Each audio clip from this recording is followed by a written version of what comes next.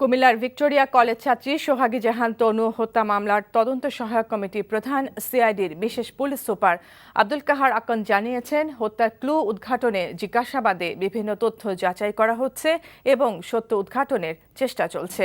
Comilla CID কার্যালয়ে cantonment বোর্ডের প্রধান নির্বাহী কর্মকর্তা মনিরুল ইসলাম ও একজন সেনা সদস্যকে জিজ্ঞাসাবাদ শেষে শনিবার মধ্যরাতে এসব কথা বলেন তিনি। এই হত্যাকাণ্ডের রহস্য উদ্ঘাটন হবে বলে আশা করেন তিনি। গত 29শে মার্চ সিআইডি মামলাটি হাতে নেয়। এরপর থেকে ঢাকা ও কুমিল্লার সিআইডি তনুর পরিবারের সদস্য এবং বেশ কয়েকজন সামরিক ও বেসামরিক লোককে জিজ্ঞাসাবাদ করেছে। আজ মামলার তদন্তের অগ্রগতি দেখতে সিআইডির ডিআইজি মাহবুব মহসিন কুমিল্লায় আসছেন।